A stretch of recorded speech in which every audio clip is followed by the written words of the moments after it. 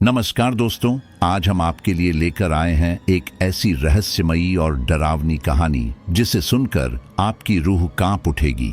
ये है राक्षसी बनी दुल्हन। एक ऐसी दुल्हन जो इंसान नहीं बल्कि राक्षसी है। क्या कोई उसकी दुल्हन बनने की हिम्मत करेगा या फिर जो भी करेगा उसका नामो निशान मिट जाएगा। अगर आपको हॉरर और थ्रिलर कहानियां पसंद हैं तो इस वीडियो को लाइक जरूर करें, चैनल को सब्सक्राइब कर दें ताकि अगला हिस्सा मिस न हो और इस डरावनी दास्तान को अपने दोस्तों के साथ शेयर करना मत भूलिएगा। तो चलिए दोस्तों, शुरू करते हैं राक्षसी बनी दुल्हन की खतरनाक कहानी। पर्वतों से घिरा एक छोटा सा गांव था जिसका नाम था भैरवपुर। ये गांव घने जंगलों और ऊंची पहाड़ियों के बीच बसा हुआ था। यहाँ सूरज की किरणें मुश्किल से ही पूरे दिन भर में कुछ घंटों तक पहुंच पाती थीं। बाकी समय गांव हमेशा धुंध और परछाइयों से ढका रहता। गांव वाले मेहनतकश सीधे साधे लोग थे, मगर उनके चेहरों पर हमेशा एक अनकहा डर झलकता था। कहा जाता था कि इस गांव में दिन भले ही सामान्य लगे, लेकिन रातें कभी सामान्य नहीं होती। हर रात जब अंधेरा पूरी तरह उतरता तो जंगल की गहराई से एक औरत के रोने की आवाज सुनाई देती। आवाज इतनी दर्द भरी होती कि सुनने वाला कांप उठता। बच्चे डर से मां की गोद में छिप जाते और बूढ़े दरवाजे की कुंडी पर अतिरिक्त ताले चढ़ा देते। गांव के बुजुर्ग अक्सर कहते, ये कोई साधारण औरत नहीं बल्कि सदियों से शापित राक्षसी है जो दुल्हन बनने के इंतजार में है। यही कारण था कि गांव की रातें डर से भरी रहती और कोई भी सूरज ढलने के बाद घर से बाहर निकलने की हिम्मत नहीं करता। गांव के बीचों बीच एक पुराना मंदिर खंडहर अवस्था में खड़ा था।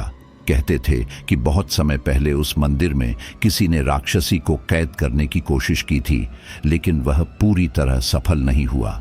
मंदिर की टूटी दीवारों और झाड़ियों से घिरे दरवाजे को देखकर हर कोई सहम जाता। वहीं से अक्सर वो अजीब सी सिसकियां सुनाई देती थीं। धीरे धीरे यह मंदिर गांव वालों के लिए एक निषिद्ध जगह बन गया था, जहां जाना तो दूर, लोग उसका नाम तक लेने से डरते। लेकिन इंसानी मन जितना डरता है उतना ही जिज्ञासु भी होता है। कई बार गांव के कुछ नौजवान शर्त लगाकर मंदिर के पास जाने की कोशिश करते, लेकिन रात होते ही सब वापस भाग आते। किसी ने वहां एक लाल चमकती आंख देखी थी, किसी ने जमीन पर अजीब निशान।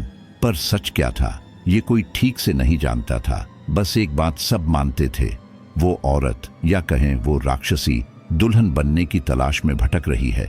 गांव में एक युवक रहता था जिसका नाम था अर्जुन। उम्र में करीब 20-22 साल का, तगड़ा और निडर। गांव के लोग उसे बहादुर मानते थे क्योंकि बचपन से ही उसमें जिज्ञासा ज्यादा और डर कम था।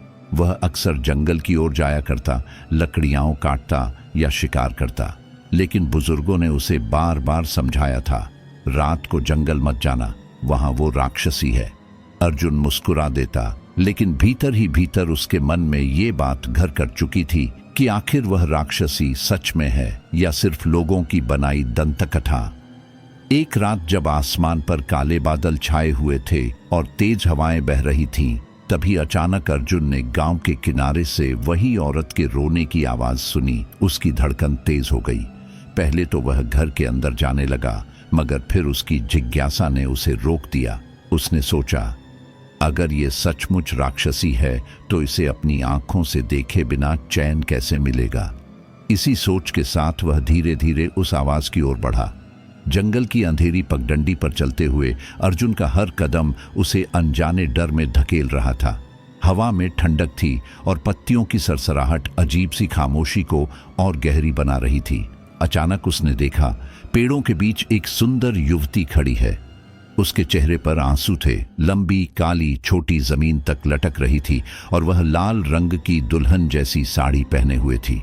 उसके हाथों में चूड़ियां खनक रही थीं, लेकिन चेहरा बेहद उदास था। युवती ने धीरे से अर्जुन की ओर देखा और कहा, तुम आ ही गए। मैं बहुत दिनों से तुम्हारा इंतजार कर रही थी। मैं तुम्हारी दुल्हन बनना चाहती हूं। उसकी आवाज इतनी मीठी और करुणामयी थी कि सुनते ही अर्जुन के रोंगटे खड़े हो गए। उसका दिल एक पल को धड़कना ही भूल गया। मगर उसी क्षण उसने देखा कि युवती की आंखों में कहीं गहराई में लाल रंग की चमक तैर रही थी। वह चमक इंसान की नहीं लग रही थी। अर्जुन घबरा गया और पीछे हटने लगा, मगर युवती ने अपने आंसू भरे स्वर में कहा, डर मत, अगर तुम मुझे अपना लो तो तुम्हें कभी मौत छू भी नहीं पाएगी, तुम अमर हो जाओगे। यह सुनकर अर्जुन के मन में कई सवाल उमड़ पड़े। क्या सचमुच ये कोई इंसान थी या वही राक्षसी जिसके बारे में गांव वाले चेतावनी देते आए थे? उसका दिल कहता था भाग जाओ, लेकिन उसकी आंखें उस युवती से हट नहीं पा रही थीं।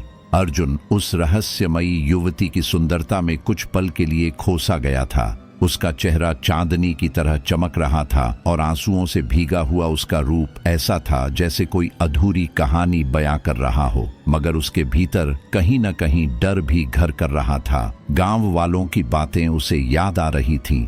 वह इंसान नहीं है, वह राक्षसी है। अर्जुन ने हिम्मत जुटाकर कहा, तुम कौन हो और क्यों मुझे अपनी दुल्हन की बातें कह रही हो? युवती ने हल्की मुस्कान दी और उसी मुस्कान में एक अजीब रहस्य छिपा था। उसकी आंखें धीरे धीरे गहरी लाल चमक से भरने लगीं। अर्जुन ने ध्यान से देखा तो उसके गालों पर बहते आंसू अचानक काले धुएं में बदलने लगे। उसका दिल धक धक करने लगा। उसने कदम पीछे खींचने की कोशिश की, मगर उसके कानों में युवती की आवाज गूंजने लगी, कितने साल, कितने जन्मों से मैं तुम्हारा इंतजार कर रही हूं। तुम ही वो हो जो मुझे मेरा अधूरा रूप पूरा कर सकता है। जैसे ही युवती ने यह कहा, उसकी मोहक सुंदरता पल भर में बदलने लगी। उसके दांत नुकीले और लंबे होकर बाहर निकल आए, होंठ नीले पड़ गए और बाल अचानक हवा में बिखर गए, जैसे कोई अदृश्य तूफान उसके चारों ओर मंडरा रहा हो। अर्जुन ने देखा कि उसके हाथों की लाल चूड़ियां टूटी और टुकड़े जमीन पर बिखर गए, मगर टूटने की आवाज के साथ साथ वहां से हल्की सी खून की गंध आने लगी। अर्जुन का शरीर ठंडा पड़ गया। उसकी आंखों के सामने अब कोई सुंदर युवती नहीं, बल्कि भयानक राक्षसी खड़ी थी। लंबा काला कद, तेज लाल आंखें और मुंह से निकलती गरजती आवाज, तुम्हें मेरा होना ही होगा, तुम मेरे बिना नहीं बच सकते। अर्जुन चीखते हुए पीछे हटा और तेजी से गांव की ओर भागा, लेकिन उसके कानों में अभी भी वो डरावनी हंसी गूंज रही थी, मानो राक्षसी ने उसके दिल और दिमाग पर अपना पहला जादू चला दिया हो। अर्जुन पूरी रात भय और उलझन में जागता रहा। उसकी आंखों में वही लाल चमकती आंखें और डरावनी हंसी गूंज रही थीं। सुबह होते ही वह घबराया हुआ गांव के चौपाल पहुंचा और बुजुर्गों को सारी बात बताई, कैसे एक सुंदर युवती अचानक राक्षसी में बदल गई और उसे अपनी दुल्हन बनाने की जिद करने लगी। गांव के बुजुर्गों ने उसकी बात सुनते ही गहरी सांस ली और सिर झुका लिया। कुछ देर की चुप्पी के बाद सबसे वृद्ध व्यक्ति पंडित रघुनाथ बोले, हमने तुम्हें पहले ही चेताया था अर्जुन, वो औरत कोई इंसान नहीं है, वह शापित राक्षसी है जिसका नाम है चंद्रिका। सदियों पहले वह एक नवविवाहिता थी, मगर विवाह की रात ही उसके पति की मृत्यु हो गई। उस दिन से वह अपूर्ण दुल्हन बनी रह गई। उसकी आत्मा ने शांति नहीं पाई और धीरे धीरे वह राक्षसी बन गई। अब वह हर युवक को अपना दूल्हा बनाने की कोशिश करती है। दूसरे बुजुर्ग ने कहा, जो भी उसकी बातों में फंस जाता है वह कभी वापस नहीं आता। कई नौजवान उसकी सुंदरता के जाल में खो गए, मगर उनका नाम तक मिट गया। हमें डर है अर्जुन, कहीं तुम भी उसकी नजर में आ गए हो। अर्जुन हक्का बक्का रह गया। उसने कहा, लेकिन मैंने तो सिर्फ उसकी सच्चाई देखी और भाग आया, क्या अब भी मैं खतरे में हूं? पंडित रघुनाथ ने गहरी आवाज में कहा, हाँ, अब वो तुम्हें छोड़ने वाली नहीं। तुम उसकी आंखों में देख चुके हो, उसके शब्द सुन चुके हो। अब वह हर हाल में तुम्हें पाने की कोशिश करेगी, चाहे तुम्हारे सपनों में, चाहे तुम्हारी परछाई में। और अगर तुमने उसे ठुकराया तो पूरा गांव संकट में पड़ जाएगा। गांव के लोग अर्जुन के चारों ओर जमा हो गए। उनके चेहरों पर डर साफ झलक रहा था। औरतें अपने बच्चों को घर ले जाने लगीं, मानो किसी अनहोनी का डर उनके दिलों को खाए जा रहा हो।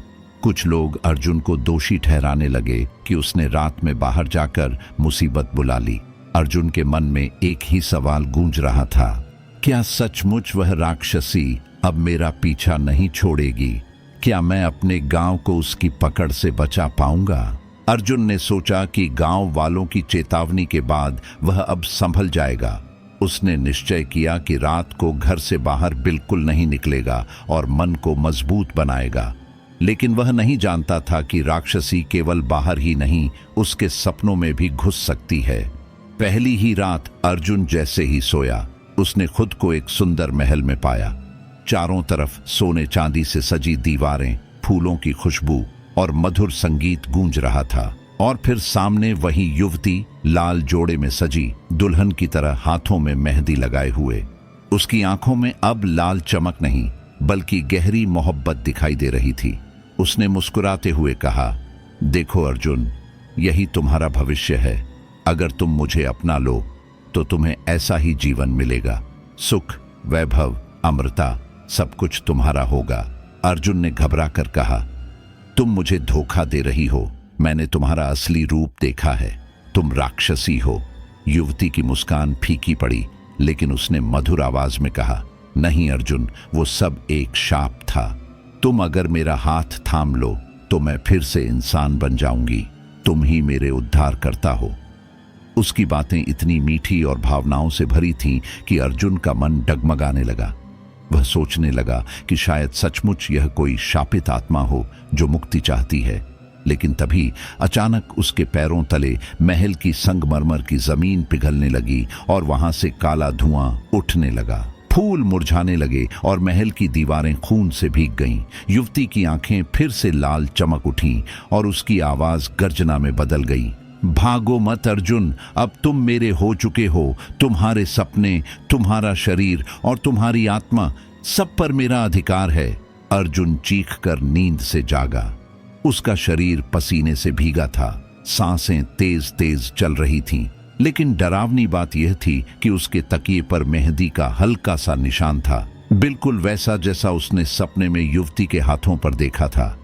अर्जुन समझ गया, ये कोई सामान्य सपना नहीं था, यह राक्षसी का मायाजाल था और अब वह उसकी हकीकत और ख्वाब दोनों में उतर चुकी थी। अर्जुन अब और चुप नहीं बैठ सकता था। सपनों में मेहंदी का निशान देखकर उसे यकीन हो गया कि वह राक्षसी केवल भ्रम नहीं बल्कि हकीकत है। गांव वाले भले ही उसे दूर रहने की सलाह दे रहे थे, लेकिन अर्जुन ने निश्चय किया कि वह खुद उस औरत का सच सामने लाएगा। डर से भागने की बजाय उसका सामना करेगा। एक शाम जब सूरज ढलने को था और गांव पर गहरी धुंध उतर रही थी, अर्जुन अकेला जंगल की ओर निकल पड़ा। पेड़ों के बीच से छनती ठंडी हवा में एक अजीब सी सरसराहट थी। हर कदम के साथ उसे ऐसा लग रहा था कि कोई अदृश्य परछाई उसका पीछा कर रही है। कुछ देर बाद वही पुराना खंडहर मंदिर सामने आ गया, जिसके बारे में गांव वाले कहते थे कि वहीं से राक्षसी की सिसकियां आती हैं। जैसे ही अर्जुन मंदिर की टूटी चौखट पार कर अंदर पहुंचा, उसे लगा जैसे वातावरण अचानक भारी हो गया हो। हवा थम गई और अंधेरे में किसी के कराहने की आवाज गूंजी। अगले ही पल वही युवती उसके सामने प्रकट हुई, फिर से लाल जोड़े में, फिर से आंखों में आंसू ली। उसने धीमी आवाज में कहा, तुम फिर आ ही गए अर्जुन। मैंने कहा था ना, हम दोनों का रिश्ता अधूरा है, तुम्हें मुझे स्वीकार करना ही होगा। लेकिन इस बार अर्जुन ने डरकर भागने की बजाय उसकी आंखों में सीधा देखा और चिल्लाकर कहा, सच बताओ, तुम कौन हो? तुम्हारा असली रूप क्या है? अगर तुम सचमुच शापित आत्मा हो तो मैं तुम्हारी मदद करूंगा, लेकिन अगर तुम राक्षसी हो तो तुम्हारी सच्चाई सबको दिखाऊंगा। इतना सुनते ही युवती का चेहरा अचानक बदलने लगा। उसकी सुंदरता पिघलकर जैसे किसी डरावनी परछाई में बदल गई। उसकी आंखें अंगारों की तरह जल उठीं और उसके लंबे दांत बाहर निकल आए। बाल हवा में ऐसे उड़ने लगे जैसे सैकड़ों सांप फुफकार रहे हों। उसके चारों ओर काला धुआं घिर गया और मंदिर की दीवारें कांपने लगीं। उसने दहाड़ते हुए कहा, तुमने मेरी असलियत देख ली अर्जुन। अब तुम कभी मुझे ठुकरा नहीं सकते। या तो मुझे अपनाओ या फिर तुम्हारी और तुम्हारे गांव की मौत तय है। अर्जुन कांप तो गया, लेकिन उसके मन में एक बात साफ हो चुकी थी। यह कोई साधारण आत्मा नहीं बल्कि एक खतरनाक राक्षसी है।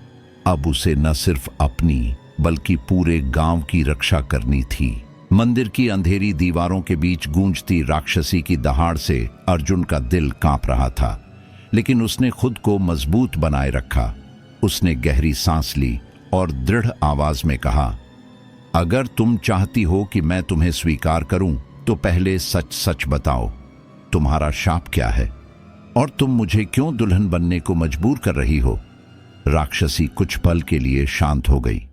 उसकी लाल आंखों में आंसुओं की नमी चमकी। अचानक उसकी आवाज थोड़ी नरम पड़ गई, मानो सदियों का दर्द फूट पड़ा हो। मैं चंद्रिका हूं, सदियों पहले इंसान थी। विवाह की रात ही मेरे पति की मृत्यु हो गई। मैं दुल्हन बनी तो, लेकिन सुहागिन न बन सकी। मेरे आंसू और अधूरा वचन मुझे राक्षसी बना गए। देवताओं ने मुझे शाप दिया कि जब तक कोई जीवित मनुष्य मुझे दुल्हन के रूप में स्वीकार नहीं करेगा, मैं इस रूप में भटकती रहूंगी। लेकिन जिसने भी मुझे ठुकराया उसे मैं भस्म कर दूंगी, क्योंकि मेरी आत्मा अब आधी स्त्री और आधी राक्षसी बन चुकी है। उसके शब्दों में ऐसा दर्द था कि कुछ पल के लिए अर्जुन भी विचलित हो गया।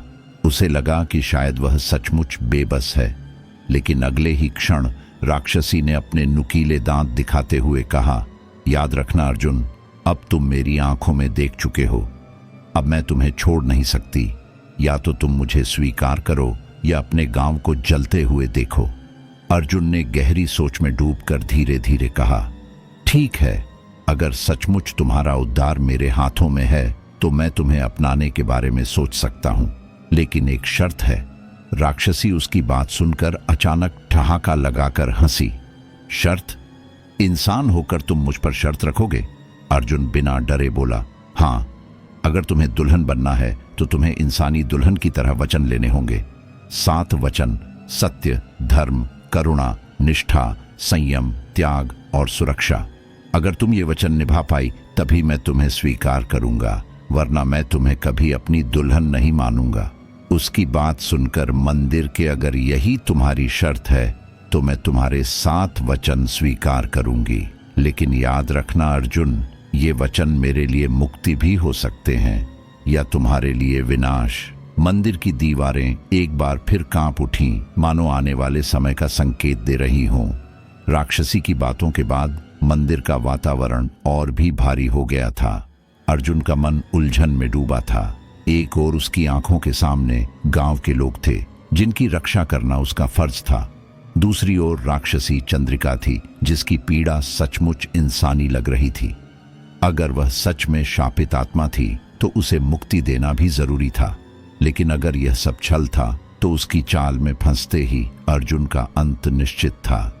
अर्जुन ने आंखें बंद की और मन ही मन अपने इष्ट देव से प्रार्थना की।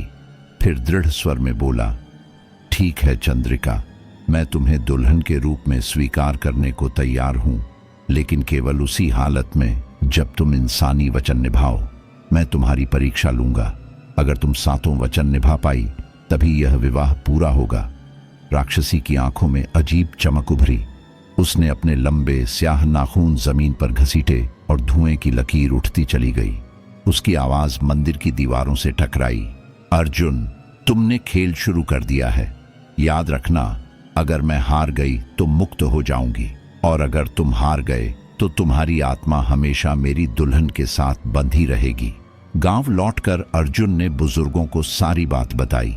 पहले तो सब घबरा गए कि उसने राक्षसी को चुनौती दे दी, मगर पंडित रघुनाथ ने गंभीरता से कहा, बेटा, यह तेरी हिम्मत है। 7 वचन साधारण नहीं। अगर वो सचमुच शापित है तो तेरे शब्द उसे मुक्त कर सकते हैं, लेकिन अगर उसका मन दुष्ट निकला तो इन वचनों की अग्नि परीक्षा ही उसका असली चेहरा उजागर करेगी। उस रात अर्जुन जागता रहा। बाहर हवा तेजी से बह रही थी और कभी कभी वही सिसकियां सुनाई देती थीं, लेकिन अब वह डर नहीं रहा था।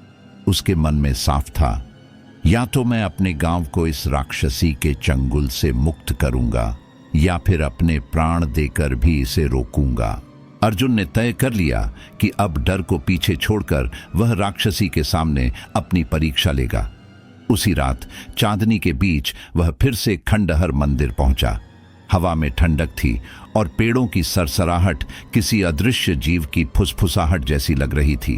मंदिर के अंदर वही लाल जोड़े में चंद्रिका खड़ी थी, आंखों में ज्वाला और होठों पर अजीब सी मुस्कान। तैयार हो अर्जुन, उसकी आवाज गूंज रही थी। हाँ, अर्जुन ने दृढ़ स्वर में उत्तर दिया। शुरू करो, मैं तुम्हारे वचन और तुम्हारी सच्चाई देखना चाहता हूं। राक्षसी ने पहले वचन के लिए हाथ उठाया, सत्य। अर्जुन ने उसकी आंखों में देखा और उसे महसूस हुआ कि उसके शब्द केवल उसकी भूख या लालच नहीं, बल्कि उसके दर्द और पीड़ा का प्रतिबिंब थे।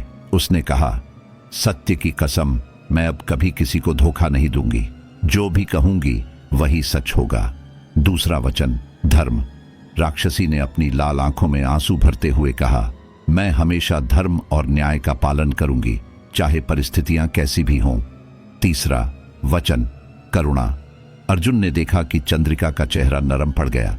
उसने धीरे से कहा, मैं उन सभी जीवों के प्रति दया रखूंगी जिनकी जिंदगी मेरे हाथों में है, चाहे वे इंसान हो या पशु। मैं किसी का नुकसान नहीं करूंगी। चौथा वचन, निष्ठा। उसने अपनी उंगलियों से मंदिर की ठंडी जमीन छुई और कहा, मैं अपने वचन में निष्ठावान रहूंगी अर्जुन, तुम्हें धोखा नहीं दूंगी। जैसे जैसे राक्षसी वचन देती गई, उसका डरावना रूप धीरे धीरे बदलने लगा। उसका चेहरा इंसान जैसा नरम दिखने लगा, आंखों की लाल चमक फीकी पड़ने लगी और वह धीरे धीरे अपनी पुरानी सुंदरता में लौट रही थी। लेकिन तभी पांचवां वचन, संयम के दौरान अचानक मंदिर के दरवाजे से तेज हवा आई और दीवारें कंपाने लगीं। चंद्रिका ने डरते हुए कहा, संयम, यह कठिन है। मैं सदियों से अपने क्रोध और लालसा पर काबू नहीं रख पाई। अर्जुन ने शांत रहकर कहा, यदि तुम संयम नहीं रख पाओगी तो वचन अधूरा रहेगा। तुम्हारा सच अभी साबित होना बाकी है। इस प्रकार वचन का खेल शुरू हुआ। राक्षसी हर वचन के साथ अपने भूतपूर्व रूप और मनोबल के बीच संघर्ष कर रही थी। अर्जुन ने समझ लिया कि यह केवल परीक्षा नहीं, बल्कि मुक्ति और विनाश का खेल था। मंदिर में रात का अंधेरा गहरा गया था। अर्जुन ने चंद्रिका को हर वचन निभाने के लिए देखा। सातवां वचन, सुरक्षा का समय आया। चंद्रिका ने गहरी सांस ली और अपनी आंखें अर्जुन पर टिका दी। उसकी आवाज अब डरावनी नहीं, बल्कि नरम और मानवीय लग रही थी। अर्जुन, मैं वचन देती हूं कि मैं तुम्हें और इस गांव को हमेशा सुरक्षित रखूंगी। अब कोई भी शक्ति मुझे हिंसा करने पर मजबूर नहीं कर सकेगी। जैसे ही उसने सातवां वचन पूरा किया, मंदिर के चारों ओर से काला धुआं और अंधेरा गायब हो गया। दीवारों पर लगे पुरानी छायाएं और डरावनी आकृतियां धीरे धीरे मुरझा गईं। राक्षसी का भयावह रूप पिघलकर उसके असली मानव रूप में बदल गया। उसकी आंखों की लाल चमक फीकी पड़ गई और चेहरा अब पूरी तरह इंसान जैसा नर्म और सुंदर था। अर्जुन ने सांस छोड़ते हुए देखा कि वह अब सचमुच इंसान बन चुकी थी। चंद्रिका ने धीरे से कहा, तुम्हारी परीक्षा ने मुझे मुक्त किया अर्जुन। अब मैं वही हूं जो कभी थी, एक इंसान जो सिर्फ प्यार और करुणा की हकदार है। अर्जुन ने उसे अपनाया और हाथ थाम लिया। मंदिर की खिड़कियों से सुबह की पहली किरणें अंदर आईं और सब कुछ सुनहरा और शांत लगने लगा।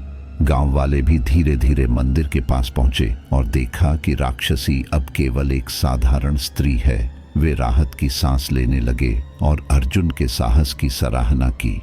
चंद्रिका और अर्जुन अब सच्चे पति पत्नी बन गए। गांव में फिर कभी वह डरावनी सिसकियां नहीं सुनाई दी। बुजुर्ग कहते हैं, साहस, बुद्धि और करुणा से भले ही कोई राक्षसी 1000 सालों से भटक रही हो, उसे भी दुल्हन बनने और शांति पाने का अवसर मिल सकता है। और इस प्रकार राक्षसी चंद्रिका का शाप टूट गया और अर्जुन ने अपने गांव और खुद को बचाया। यह कहानी सिर्फ डर और रोमांच की नहीं थी, बल्कि यह भी सिखाती है कि सच्चाई, धैर्य और साहस से सबसे भयंकर बाधाएं भी पार की जा सकती हैं। तो दोस्तों, ये थी हमारी डरावनी लेकिन रोमांचक कहानी, राक्षसी बनी दुल्हन। देखा आपने कैसे अर्जुन ने अपने साहस और बुद्धि से राक्षसी चंद्रिका को इंसान बनाया और गांव को बचाया।